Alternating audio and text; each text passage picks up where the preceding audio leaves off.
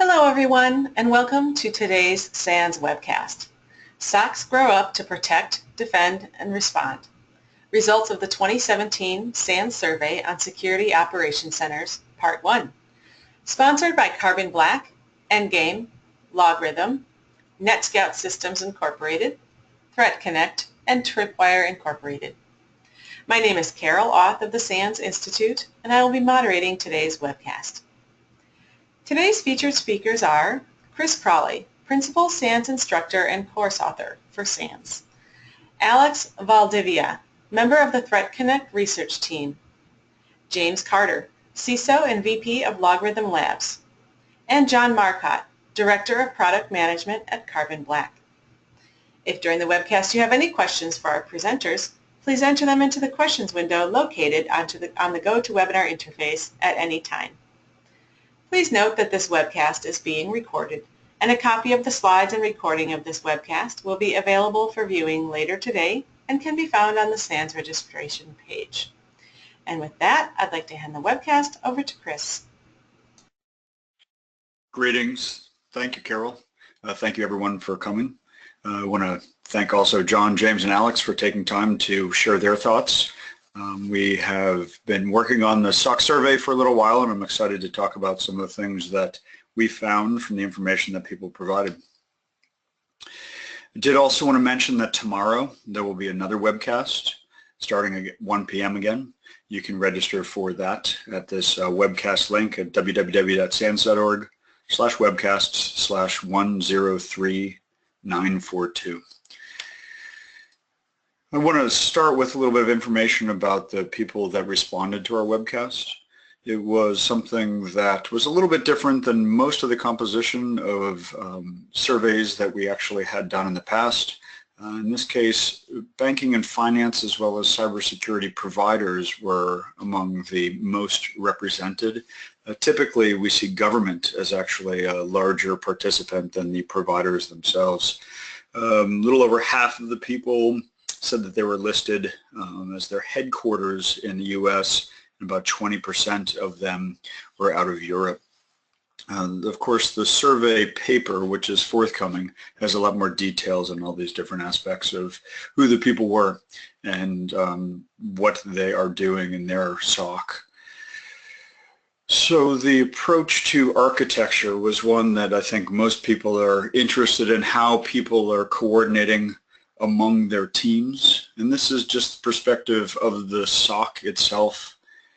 Most of the SOCs are organized into a single central SOC center, and the idea with this is that all of the functions are aggregated into this one place, and that's where things run out of. The next most popular, but it was by a far margin trailing, the next most popular was the idea of having distributed regional centers, and we have seen this in a bunch of different circumstances with follow the sun type models. I have some thoughts about why people are maintaining the single central model, and the brief version of that is that they're intending to do this because they haven't yet worked out how to transition among their internal teams, let alone having multiple iterations of the same sort of teams and transferring globally between these different functions. I think people who are distributing regionally are also doing so in order to address data sharing restrictions and legal restrictions. So that's something that I'm speculating, but it's anecdotally what I've talked to people about. But the overwhelming presentation of what people do is they have one SOC. So we see that with these techniques that people are actually doing, they're essentially in a position to be able to address their capability. And I would like to ask James from LogRhythm how your customers and how you see them actually working are centralizing their environments, and if they are in fact using a distributed environment, how are they approaching that? Yeah, I think, thanks for the question. I think that, the slide that you have up really kind of is a direct reflection of even of our customer base. If you look at the majority of our customers, they are centralized to a single operations center with, single platforms, single functions. Some of them may differ slightly just based on if they're a 24/7 operation or not. If they are, they may be leveraging outside services to augment their operation. In that case, the service provider may be distributed to provide that around the sun coverage you spoke of earlier. And then if you go down, again, a smaller percentage of our customers, they do distribute regionally. They could do it by location. We've also seen them do it by business unit. So they'll be, if a company owns multiple business units or operation, they may distribute it by business unit. And then some of them may leverage some multi-tenant type capabilities to be able to have a single platform and manage multiple business units with that. And then you take a next step down, which is really even a much smaller percentage that actually leverage cloud, full cloud, with generally with a single provider. So I'd say that your slide here is pretty accurate as far as even what our customer base looks like.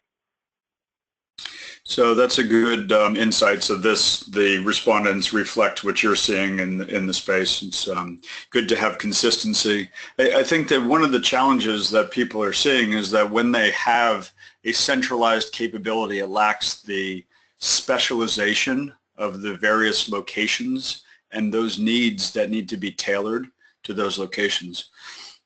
And I've talked to people about how they're either distributing work or planning to distribute work. It's usually specific use scenarios of different parts of the business that drive the aspect of having the functions distributed into different groups.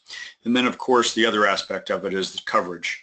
It's hard to keep people working 24 hours a day, so we need to make sure that we have coverage for them. The other thing that was interesting in terms of the capability is how many people are actually there, and by and large, the respondent said that it was less than 25 people, and mostly the Security Operations Center was less than 5 people. So based on the size of the organization, and this is a good way to slice some of this information, we actually cross-referenced the self-reported size of the organization to the SOC staffing size. And these were positions authorized, but not necessarily positions filled.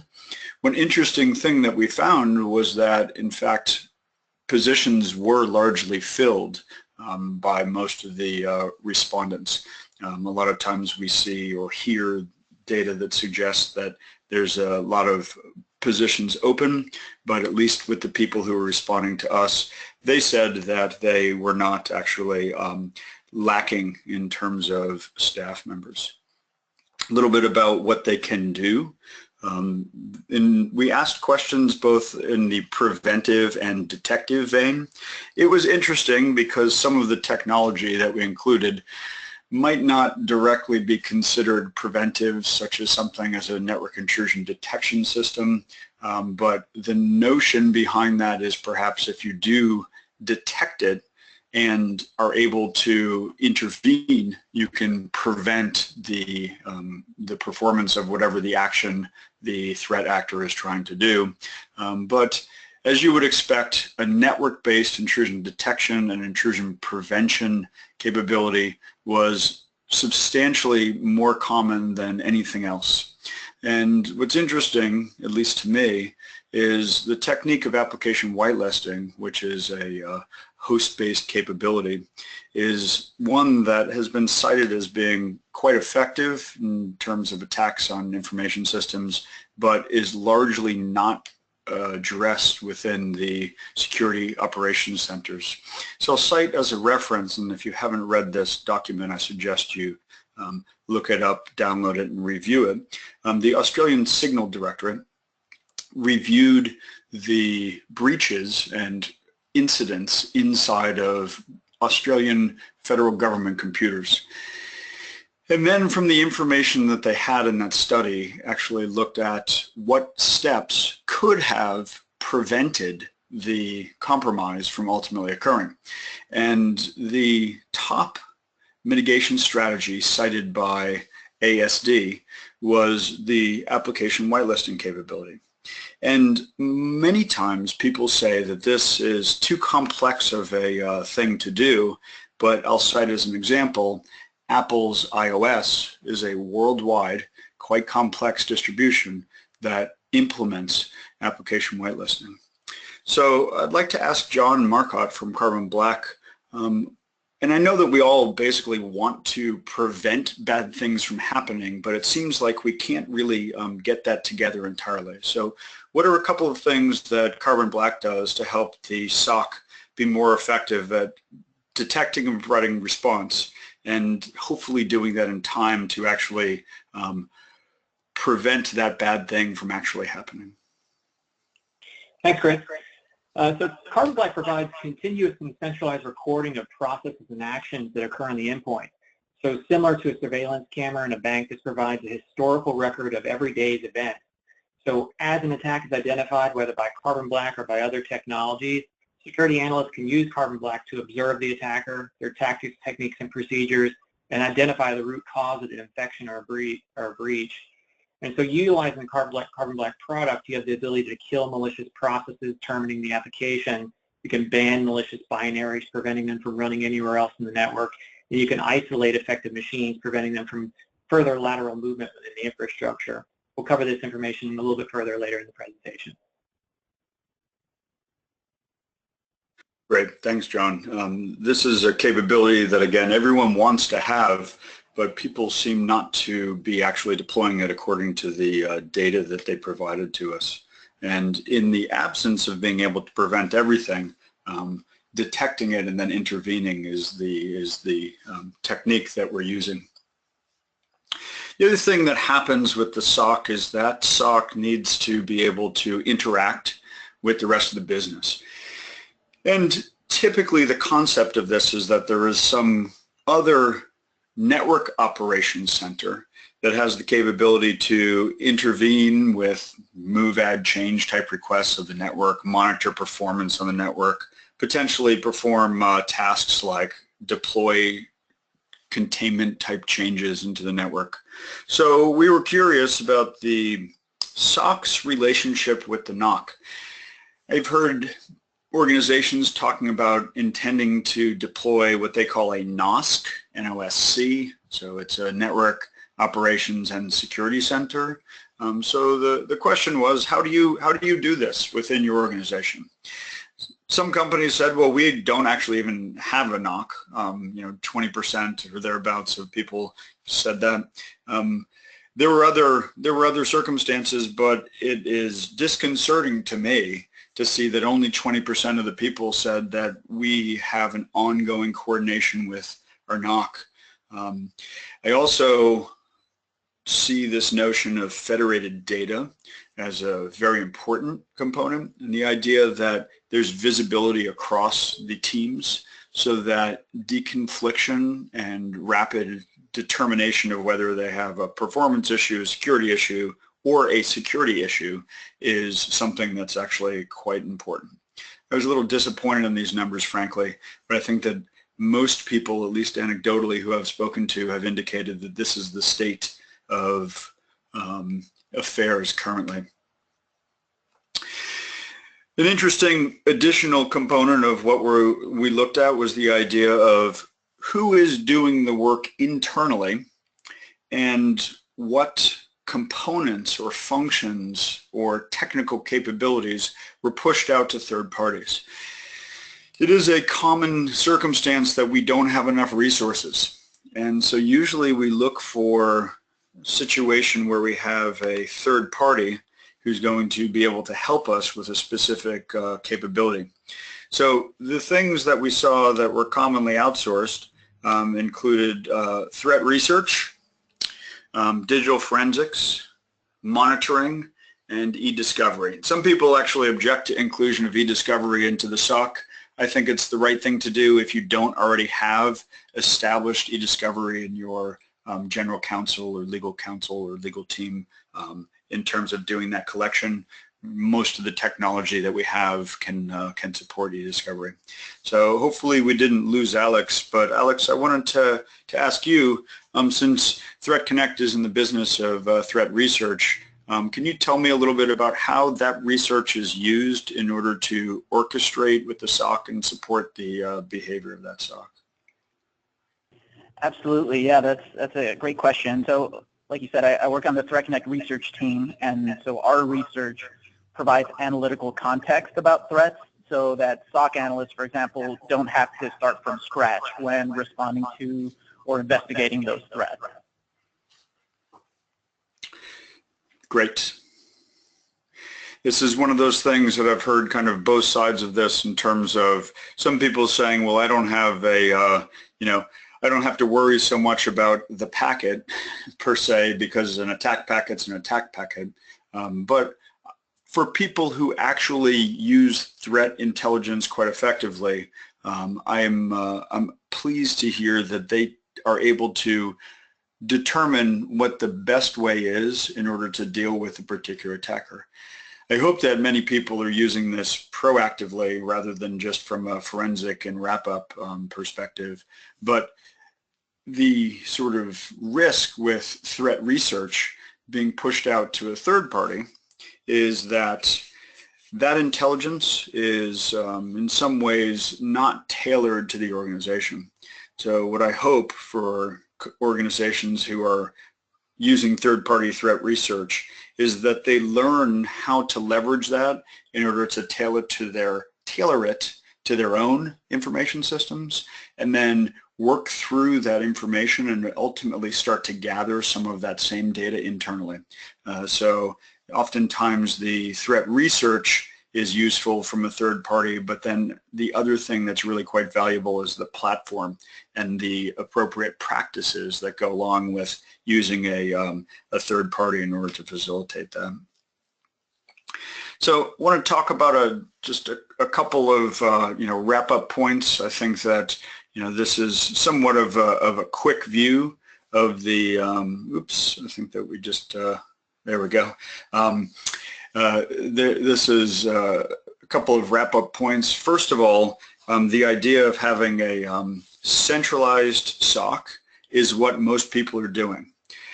I do have to say, I don't necessarily think that that's right for the long term, but I do think that it is the right way to start, to get that capability, to coordinate it, to run the processes, to understand the technology that's in use, and then to look for ways to actually move to a more complicated system. The idea of trying to build the right thing that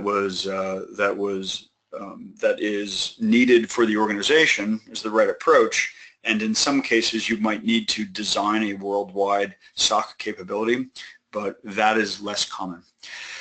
Another thing is that the application whitelisting is a great preventive tool, but on the path to getting to be able to do prevention, what you want to do is be able to actually detect things that are executing in your environment that shouldn't be executing. And this is one of those old ideas. I think that Marcus Random said it best. It's one of the top dumbest ideas in security to attempt to enumerate badness. And the application whitelisting approach is let's simply enumerate the good things and allow those to run. Another thing that I think I saw in this survey that I'd really like people to think about doing is having close coordination with the operational capability of the organization.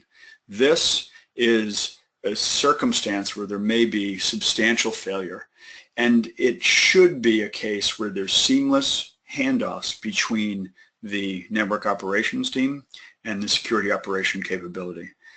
I generally see the SOC as an oversight function of the IT operations, but that does not mean that there can't be federation of data and sharing of information.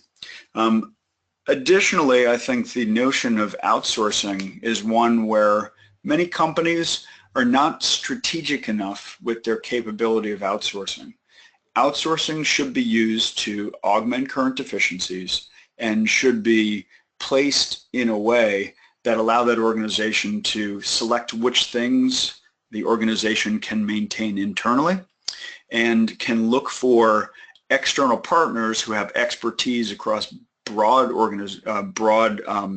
groups of organizations to be able to build the internal capability. And I like to see, when I talk to people who are doing their security operations, I like to see that they can represent what their portfolio of capability is, as well as tell me how they're using outsourcing to make that capability better. I didn't mention it in the slide, but pen testing is a commonly outsourced capability and expertise, and that is intended to drive exercises that make the SOC more robust and resilient in response to the sort of changing threat environment. So this notion of having the outsourced capability is something that you should think about it tactically in order to make you better. So I did want to take just a moment to mention a couple of things that I'll cover in tomorrow's webcast. I know that Carol shared the link both to the white paper as well as tomorrow's webcast if you'd like to sign up for that. Tomorrow I'm going to talk a little bit about metrics and how they are used. I'll talk about how the organizations assess themselves in terms of the metrics and what they use, but then also what they think was valuable. I'll also go further into this notion of outsourcing and talk a little bit about how people are using that and which some of the best ones are again. And then I'll talk about sort of the future capabilities that it seems like people are building into their environments. So with that, I think that we can, I'll hand it back to, let's see, who is next? Okay. We're going to go ahead to John for Carbon Black. Thanks, Chris. Hey, everybody. My name is John Marcotte. I'm a Director of Product Management for Carbon Black. In these next slides, we're going to talk about how CB Response, our EDR product, can be used to help evolve a SOC. The way I like to frame this presentation is to really talk about the gaps. There's roughly a 160 to 200-day gap between the initiation, the discovery, and the remediation of an attack. And so you really have to be thinking about, well, why is that? Why are we as an industry struggling to keep up with the attacker?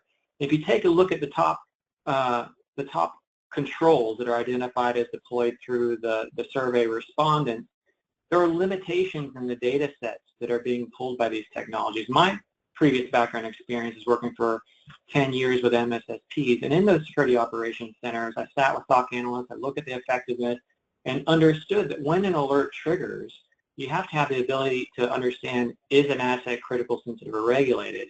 Does the attack target the operating system or application that it intends to exploit? Can you see through encrypted packets and things like that? And so while your existing security controls are super effective, the reality is that you need additional data to actually validate. On this slide, I really just cover some really basic questions. So as you're sitting in the SOC, you receive an alert. Let's just say that it's a high severity alert. It recommends that you remediate the situation immediately. You have to have the ability to access the endpoint. In the past 10 years, probably 15 years in the security industry, we've focused extensively on network controls. It's very easy to deploy an appliance at the perimeter to cover all of your endpoints within the enterprise, as opposed to deploying security agents onto every single of your endpoints and laptops and servers and so forth. And the reality is that as an enterprise, we've been really terrible about taking a look at our assets, identifying what is important to us, what's critical, sensitive, and regulated, to be able to access the assets and their operating systems and versions and so forth. So from an MSSP perspective, it's not too uncommon for you to not be able to see through an added address. You can't see the machines that are within the infrastructure. If you have an attack that's being executed over port 443, you want to know what happened when the attack arrived at the endpoint, what processes received it, how did it move laterally, and so forth. So what we do at Carbon Black from an EDR perspective is we have, number one, have a great technology that is used to do continuous and centralized recording. We capture all the information on the endpoint. We also have very extensive APIs, We use these APIs to integrate with all types of security controls, particularly with SIEMs and SOC consoles, so that when you're within the SOC console and alert triggers, and you need to know information about that endpoint, you can right-click the event, you can choose to query Carbon Black and pull that information back to the endpoint. That's as simple as tell me about the endpoint. Tell me about what happened when this packet arrived. Tell me about why this endpoint suddenly beaconed out to a C2. And just within 1 or 2 clicks away, you're able to get that information pulled back into the SOC so that your analyst can respond immediately. And when you have that information, you no longer have to rely on ticketing to request other people to pull that information for you to validate threats and to make a decision before you remediate the circumstances. And so using a product like Carbon Black, you can very swiftly validate threats and then contain the threat by either banning a file or by killing a process or by isolating machines from the endpoint.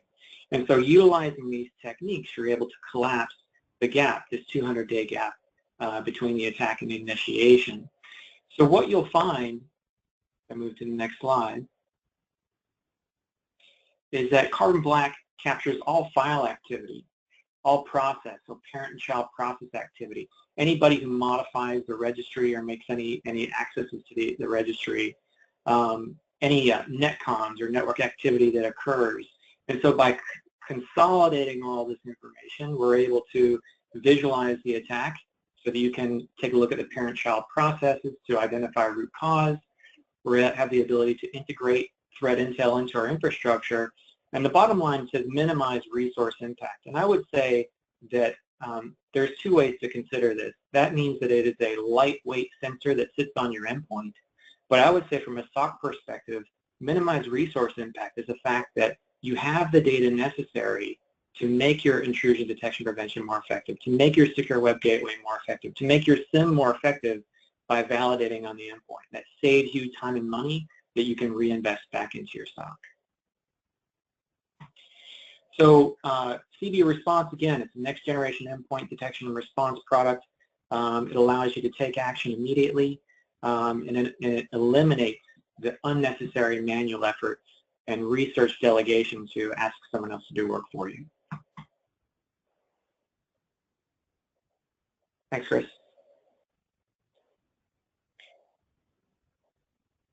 Thank you, Jim. James? Sure thing. Sorry about that. Advanced the slide a little too far here. So just wanted to open up and talk about some of the survey results that really kind of stood out for me. And you know, this first slide really just talks about the size of a security operations center and really a correlation of does the size of an organization really matter when you're trying to size out your SOC. And it's really one of the more common questions we get asked by our customers and prospects. You know, how many people do I need to run a security operations center?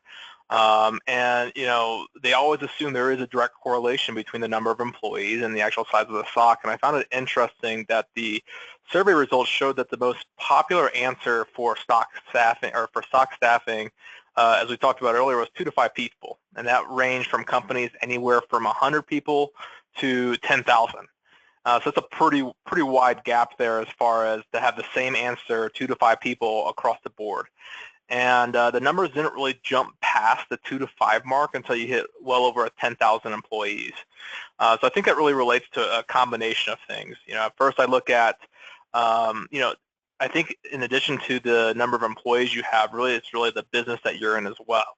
And I think that if you have a business whose, you know, that's core is around security and there's a need for security, you know, that is an important factor as far as the size of your SOC versus just the number of employees. And, you know, second, I think even, you know, we alluded to kind of a gap in the number of security professionals that we might have out there. And, you know, I think, Chris, you mentioned that, you know, the 2 to 5 answer was there, and it was relative to, you know, it didn't really matter if it was open positions or actually filled positions.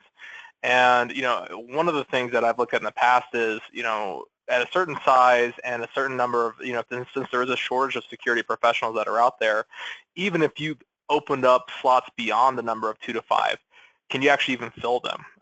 So does it make sense to even open those up?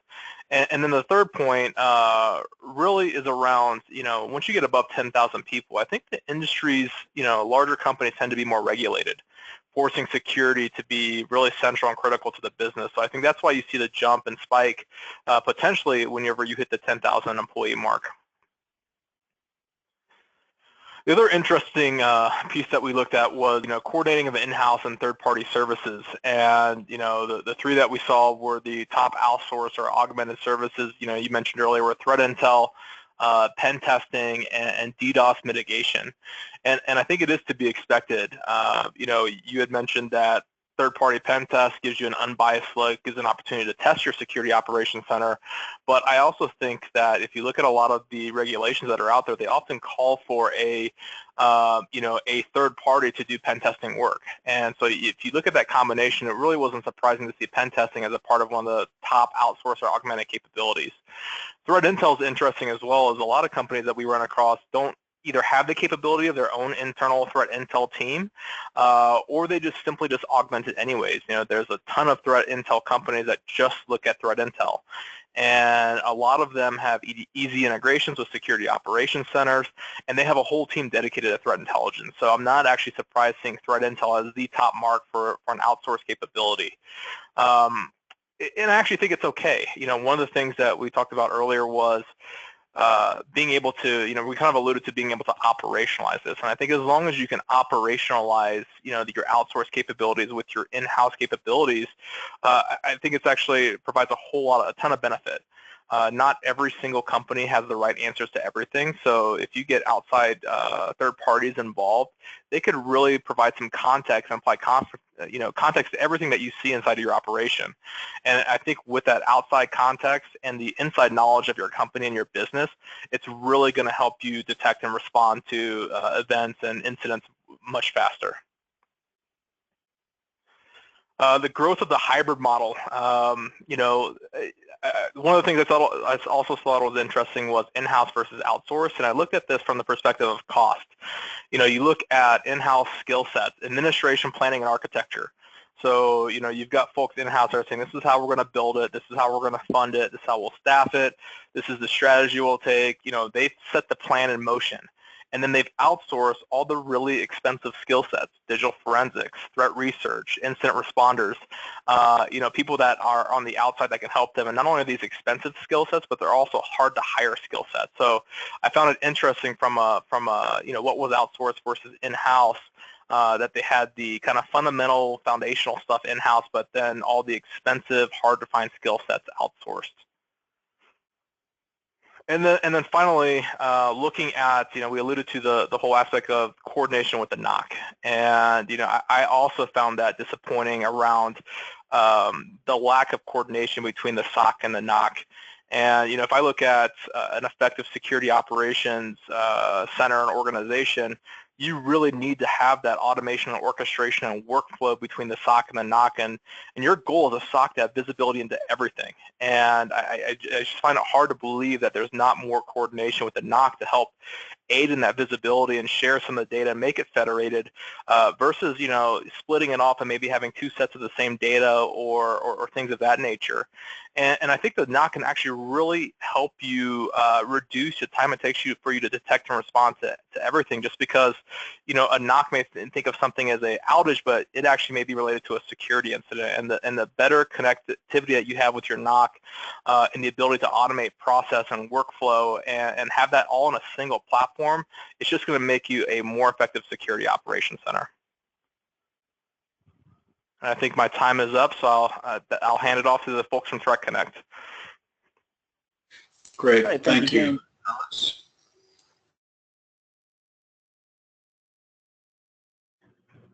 Thanks, James. Thanks, everyone, for joining us today. So to give a quick background, I'm a member of the Threat Connect research team. For those of you not familiar with Threat Connect, it's an intelligence-driven security platform. It enables our users to organize data, find cyber threats, and defend against them. That's kind of the short description, right? So our research team uses Threat Connect on a daily basis to develop threat intelligence by doing things like hunting for malware or analyzing adversary infrastructure. And then we share that threat intelligence with our users. So before I became a threat intelligence researcher, I was a SOC analyst. So I just wanted to share some thoughts on how threat intelligence can enhance SOC capabilities based on my experience and also based on some of the results of the survey that SANS is publishing today.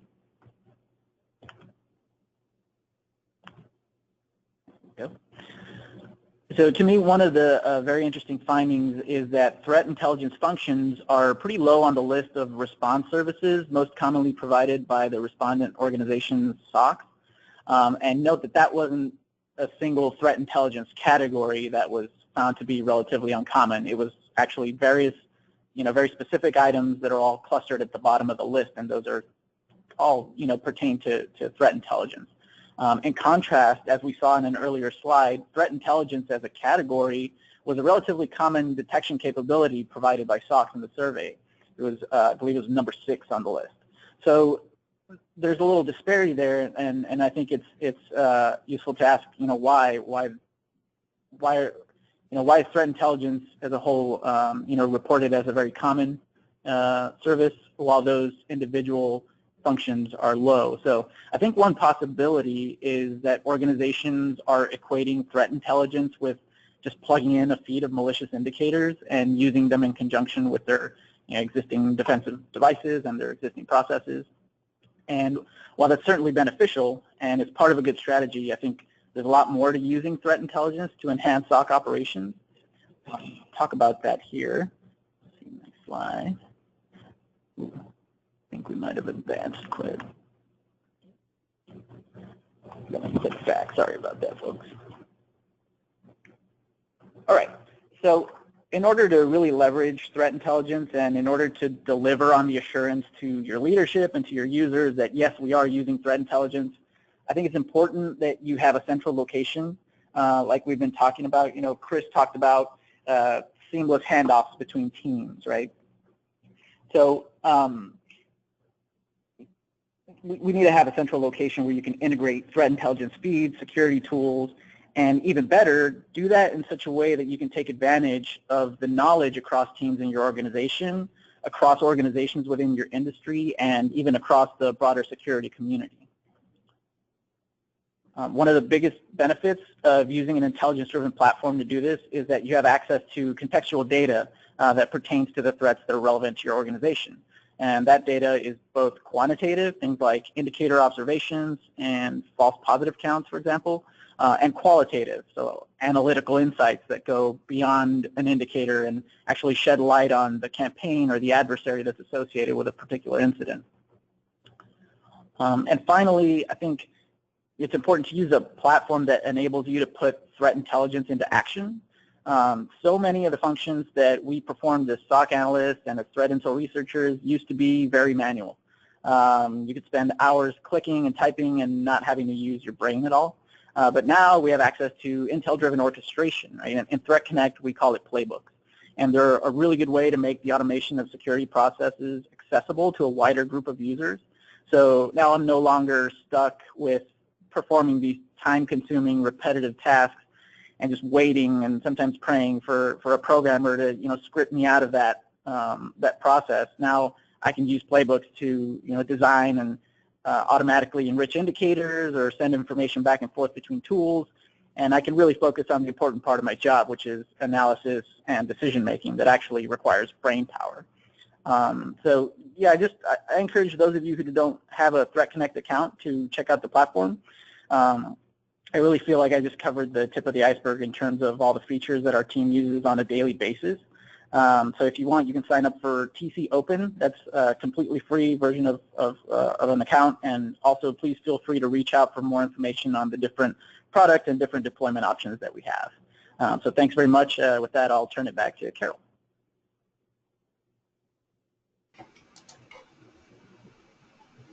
All right. Well, thank you so much for that great presentation. We have some questions ready for the Q&A. However, if anyone has a question for our presenters, please enter it into the questions window now. Our first question is, the recent WannaCry attacks have escalated the focus on ransomware. How are SOCs responding? John, we'll go ahead and start with you, please. Sure, thanks, Carol. So number one, when you take a look at WannaCry, obviously, it's a devastating piece of malware. It runs in, it encrypts machines, hundreds of thousands around the world. But when you dissect the WannaCry, what you understand is it doesn't have any tricks up its sleeves. It's using the same techniques as all the other malware that are out there in the infrastructure. Attacks like WannaCry, they're driving up awareness within security operations centers to diversify their portfolio. They're taking a look at the incumbent AV vendors. They're identifying the efficacy of those solutions, and they're looking for alternatives to basically replace those technologies with a couple different things. They need to have better prevention, and they have to have better detection. That's the EDR capability, where you have full recording of the activity and the ability to use that recording to identify root cause and remediate that situation. So technology is absolutely being driven to the top of the conversation from that standpoint. On a secondary note, that really takes us back to the basics. We're talking about malware. I started out as a network engineer in the .com, and I was dealing with I Love You and NIMDA and Slammer and all these technologies. And the reality was, in that day, just as it is today, is that you have to have a very strong control over the hygiene of your infrastructure. You need to do backups regularly. You need to secure your offline backups. You need to use firewalls to be able to block known malicious IPs, and things like logically separating networks to be able to isolate the affected region and so forth.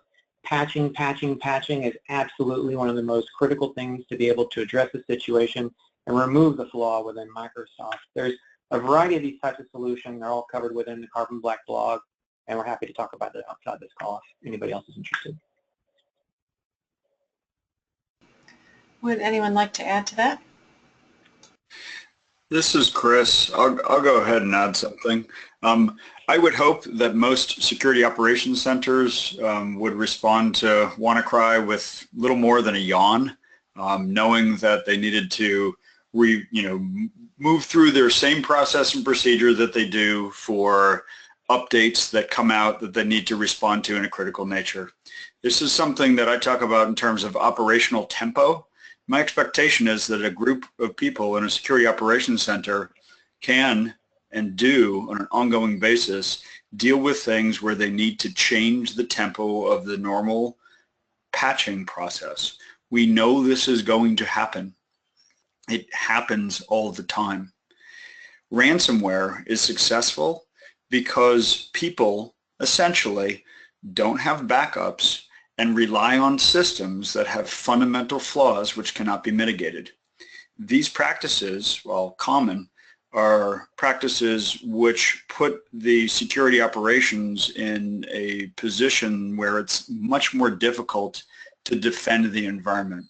We have to do some of that, but in addition to having our patching process down to the point where we can say within a couple of hours if we need to, we can patch everything, we also should be able to say, and we absolutely know which the weak systems are, and we have our eyes on them.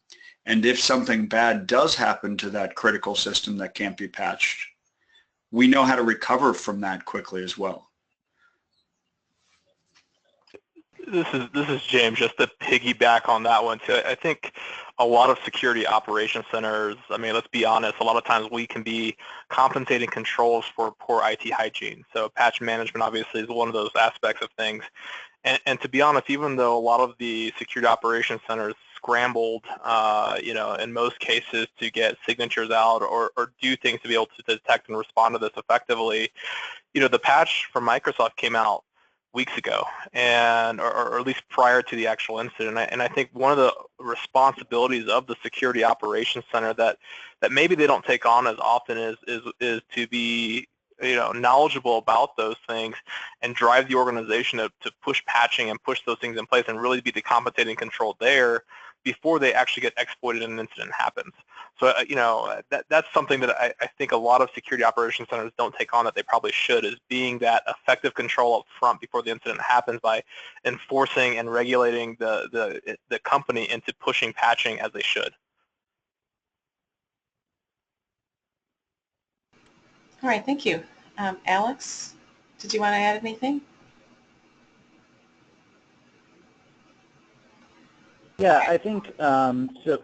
WannaCry was a really interesting example of kind of threat intelligence coming into play. We we observed that initially, as people were reporting indicators related to the attack, they were including this one particular host, this domain, that turned out, once you actually did some analysis and investigation into, the intent of the adversary, of the malware author, that was, that host was being used in an anti-analysis technique, and it turned out that you don't want to block that domain, because if you do that, like you're kind of enabling the malware to run. So I think the broader security community was really good, and it was really awesome to see everyone communicating on Twitter and all this information getting out there. But I think it highlights the importance of not just taking individual incidents without considering the context and information that already exists that other researchers have done, so that you don't have to start from scratch.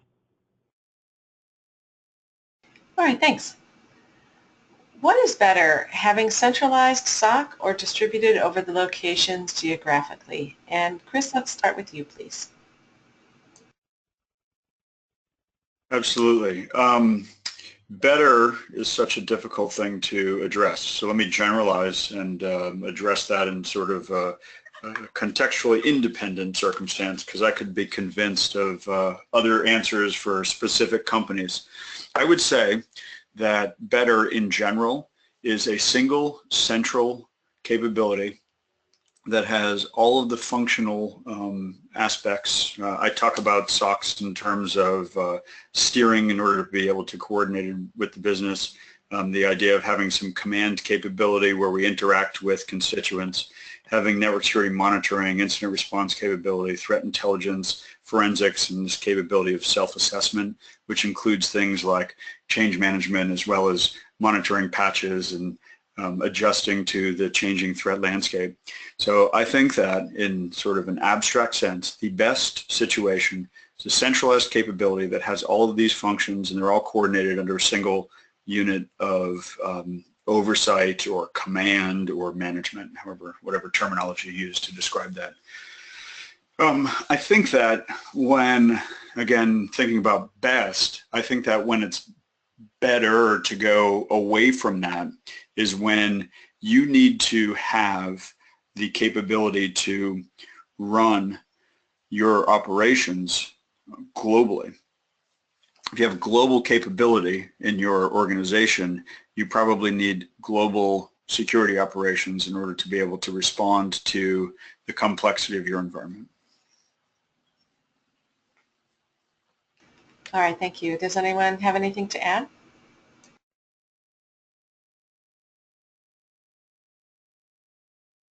All right, we'll go on to the next one. Do you have any thoughts regarding the trend towards Security Operations Fusion Center?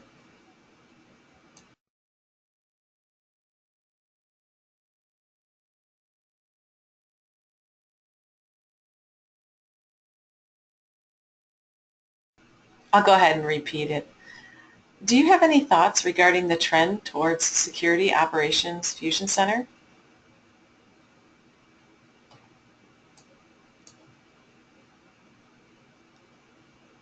So this is Chris. I didn't want to answer two questions in a row, so if any of the other panelists want to mention it.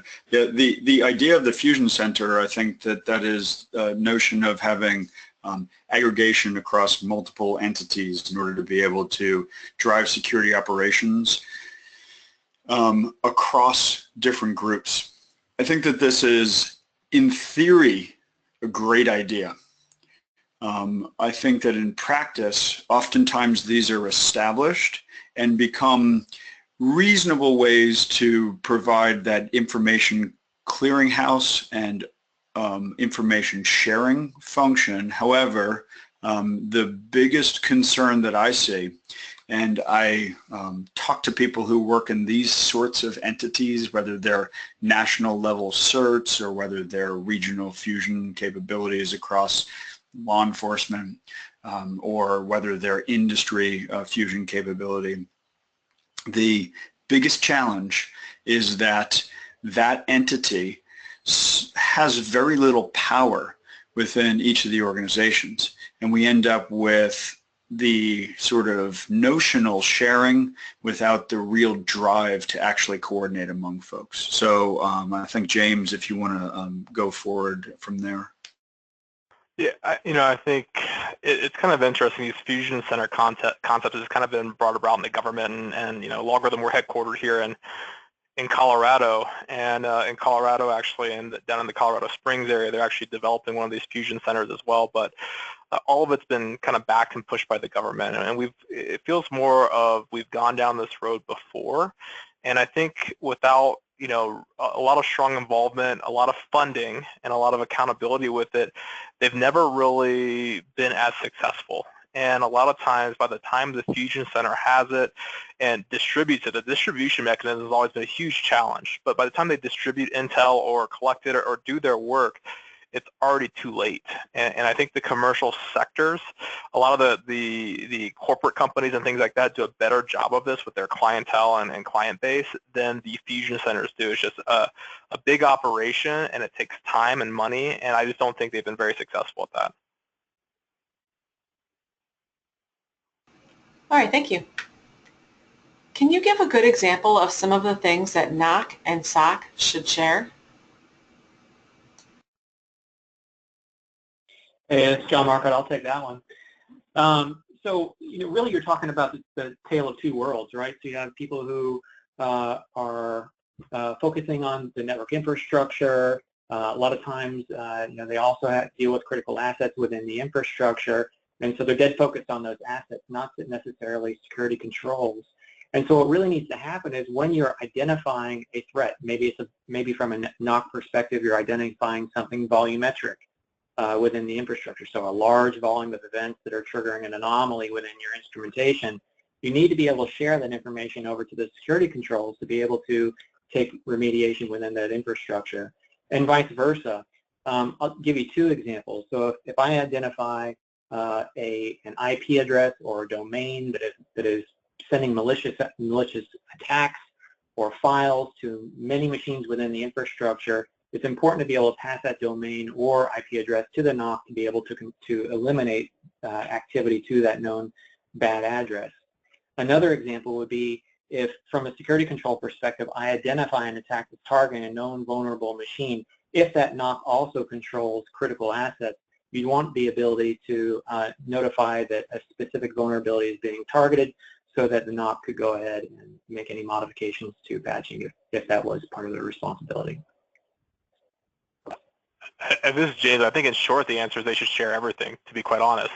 I mean, they need visibility. We have a ton of customers that actually leverage our product for both security work and IT operations. And I think if you have one sort of single point of truth for data and you've got coordination between the two organizations, you're just much more effective. So I think in short, the SOC and NOC should share everything. Obviously, there may be some sensitivities here and there with certain investigations and such, but outside of that, share, and leverage the same data pools and help each other out.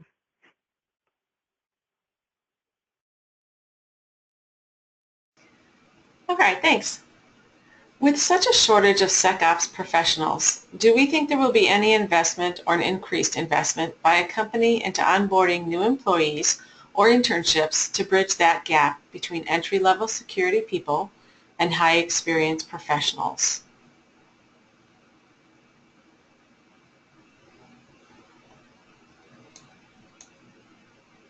I think people are doing this now. There are tons of internship programs at a lot of the universities. I know we're engaged with many of the universities here in Colorado, but there's many internships programs for both undergrad and masters that specialize in cybersecurity that we're engaged in, and a lot of it is training them up on during their internship process of getting up to speed so they can. You're not just taking a computer science graduate anymore and having them a part of an entry-level program in your company and building them up, but now there's a lot of universities that are building cybersecurity programs, and then that internship just builds on top of that. So by the time they actually are ready to graduate, they should be at a much higher level than what we're used to, and I think that's already in motion today. I think it could be done better, but it's definitely already in motion today, and so I think we're heading in the right direction there. This is Chris. I'll mention just a couple of things to follow on. Since you addressed internships, I'll talk about pilfering from internal IT capabilities, particularly for high turnover roles, things like people in the help desk who are driven to expand their skill sets. I think that they're great people to hire into security roles, particularly when they've proven themselves within the organization. There are a lot of positions that people are looking for the next step. If that next step is with your organization, then you get to retain the institutional knowledge. If your competitor is willing to pay people more money to come in a junior position and give them training, they'll go. So I would encourage you to think about how you're using your internal staff as a growth area for your security capability. Thank you both. What are we seeing with regard to development of SOC groups in the SCADA environment?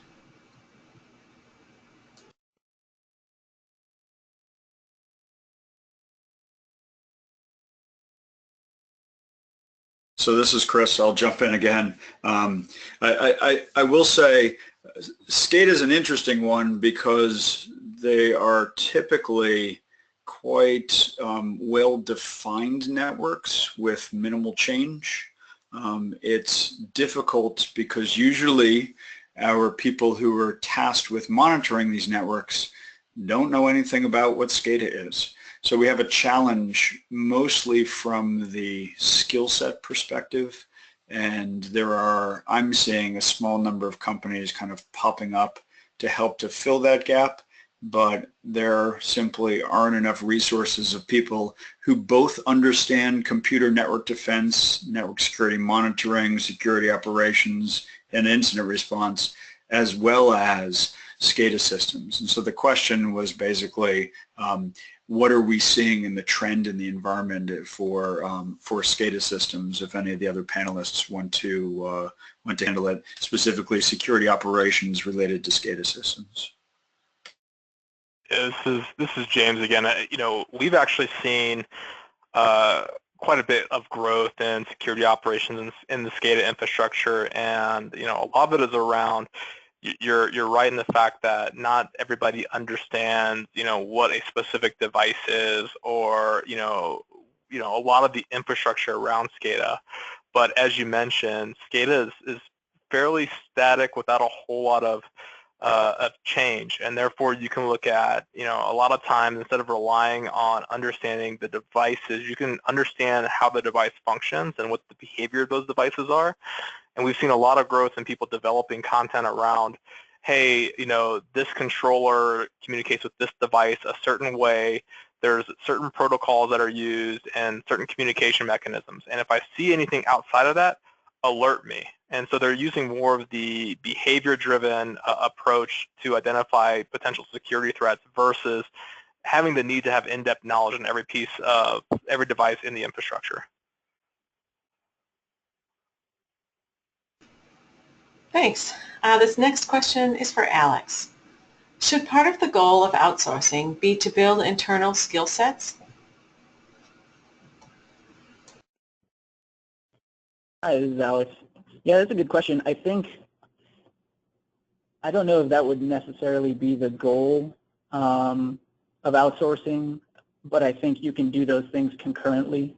And I think you can definitely use some of the services and maybe the products provided by your vendors to help educate internally.